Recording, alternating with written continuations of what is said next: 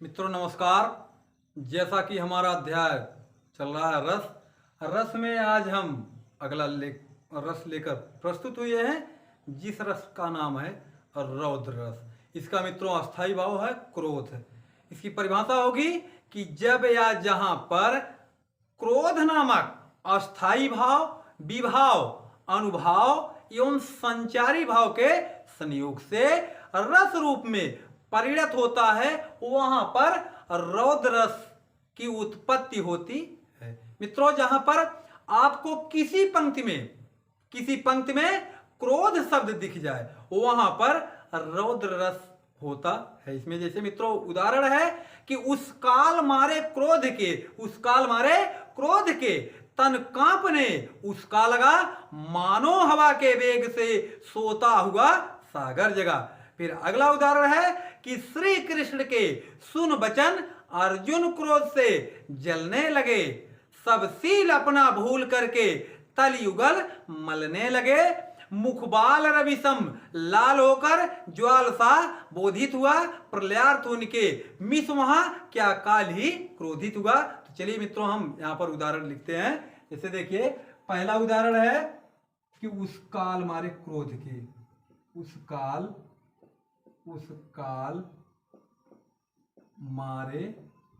मारे क्रोध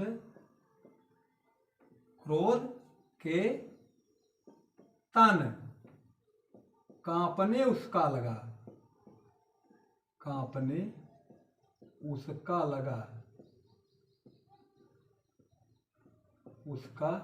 लगा। फिर आगे है, यानी उस काल मारे क्रोध के तन कांपने उसका लगा। आगे मानो हवा के वेग से सोता हुआ सागर जगा, सोता हुआ सागर जगा।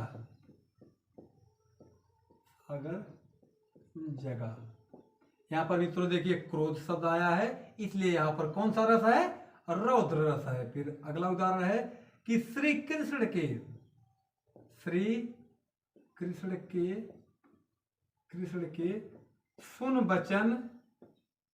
सुन वचन अर्जुन क्रोध से जलने लगे, अर्जुन क्रोध से जलने लगे। आगे है, सब सील अपना भूल करके,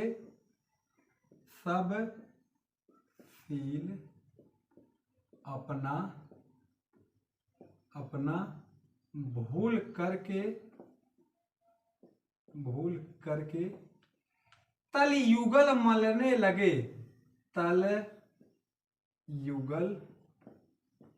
युगल मलने लगे। फिर आगे है, मुखबाल रविसम लाल होकर, मुखबाल रवि सम लाल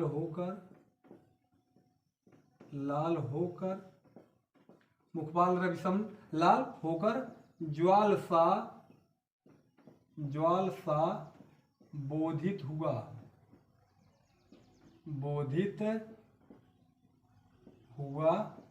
आगे है, प्रलयार्थ उनके मिस वहां, प्रलयार्थ उनके मिस वहां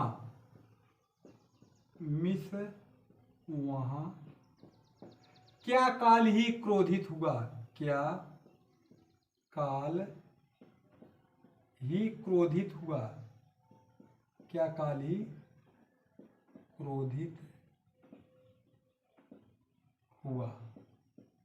मित्रों, यहां पर भी देखिए क्रोध शब्द आया है, इसलिए यहां पर कौन सा रस है? रौद्र रस। रौद्र रस समाप्त होता है, इसके बाद आता है भयानक रस। भयानक का अस्थाई भाव है भय, यानी इसकी भी परिभाषा होगी कि जब या जहां पर भय नामक अस्थाई भाव, विभाव, अनुभाव एवं संचारी भाव के संयोग से रस रूप में परिणत होता है, वहां पर भयानक रस की उत्पत्ति होती है, अर्थात भयानक रस होता है। जैसे इसमें उदाहरण पहला है कि एक और अजगर ही लख, एक और मृगराय और बिकल बटोही, बीच ही परे मूर्छा खाए। फिर मित्रों इसके बाद अगला उदाहरण है कि नभते झपटत बांझ लख, नभते झपटत बांझ लख, भूले सकल प्रपंच और कंपित तन, व्याकुल नयन, लावक हिले न रंच। मित्रों इसमें उदाहरण देखते हैं। यानी पहला उदाहरण है कि एक और, पहला उदाहरण है कि एक और अजगर ही लख, अजगर ही, एक और अजगर ही लखी, लखी, एक और मृगराय, एक और मृगराय, मृगराय। आगे है बिकल बटोही, बिकल, बिकल बटोही, बिकल बटोही, बीच ही, बीच ही पर्यो मूर्छा खाए, पर्यो मूर्छा खाए, मूर्छा खाए। यानी मित्रों इसका अर्थ होगा कि एक और अजगर ही लखी, एक और मृगराय, बिकल बटोही। बिकल का मतलब मित्रों कोई राही जा रहा था, किसी जंगल से गुजर रहा था, तो वहां पर उसको यानी एक और अजगर ही लख, यानी एक तरफ सामने तरफ अजगर दिखाई दिया और एक और मृगराज, और पीछे की तरफ मृगराज अर्थात मृग राजा, जो मृगों का राजा अर्थात सिंह शेर दिखाई दिया, और बीच ही परे मूर्छा खाए। वह क्या हो गया, यानी भय के कारण वह क्या हो गया, मूर्छित हो गया। फिर मित्रों इसमें अगला उदाहरण है, दूसरा उदाहरण है कि नभते झपटत बांझ लख, नभते झपटत, झपटत, नभते झपटत बांझ लख, बांझ लखी, भूले सकल प्रपंच, भूले सकल प्रपंच, सकल प्रपंच।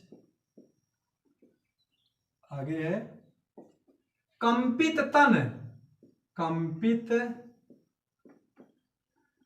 कंपित तन, व्याकुल नयन,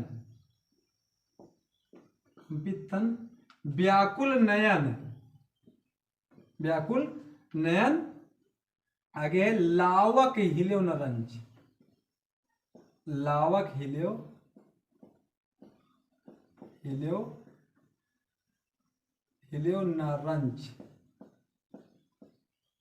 यानी मित्रों कोई लावक माने छोटा पक्षी था, नभते झपटत यानी आसमान से उसको बाज क्या कर रहा था, झपट रहा था, अर्थात उसको झपटने की कोशिश कर रहा था। कंपित तन, व्याकुल नयन, वह कांप उठा, अर्थात व्याकुल के कारण उसकी आंखें जो थी वह व्याकुल हो गई और उसका शरीर क्या हो गया, भय के कारण कांप गया। और लावक हिले ना रंच, वह अपने स्थान से हिला नहीं, अर्थात उसके अंदर भय हो गया।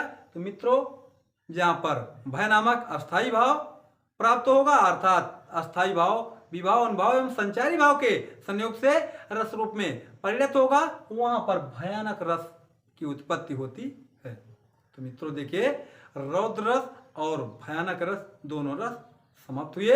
यदि उदाहरण आप लोगों को अच्छे लगे हो तो आप लोग मेरे वीडियो को लाइक करें, शेयर करें और चैनल को सब्सक्राइब करना ना भूलें। आप सभी को